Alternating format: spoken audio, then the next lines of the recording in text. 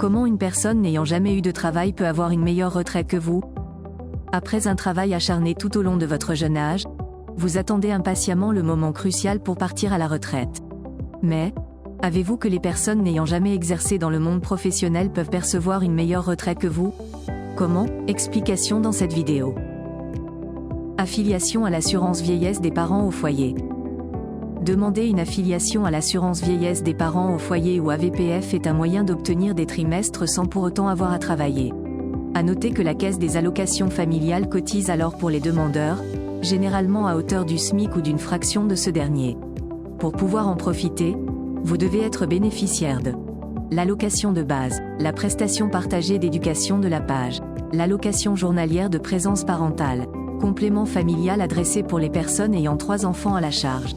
Si vous vous occupez d'un enfant ou d'un adulte handicapé avec un taux de 80% d'incapacité permanente ou si vous disposez d'un congé du proche aidant, vous pouvez prétendre à l'AVPF. Aussi, il est nécessaire de ne pas dépasser les plafonds de ressources. Cela dépend en grande partie de l'allocation que vous percevez et de votre situation personnelle. Pour les célibataires, les revenus doivent être inférieurs aux seuils utilisés pour allouer l'allocation de rentrée scolaire. Pour les personnes en couple, les revenus du partenaire sont aussi pris en compte. Ils doivent se situer en dessous des limites autorisées qui évoluent selon le nombre d'enfants à charge. Demandez l'allocation des solidarités des personnes âgées. Avec l'allocation des solidarités des personnes âgées ou ASPA, vous pouvez percevoir dans les alentours des 900 € ou plus selon votre situation.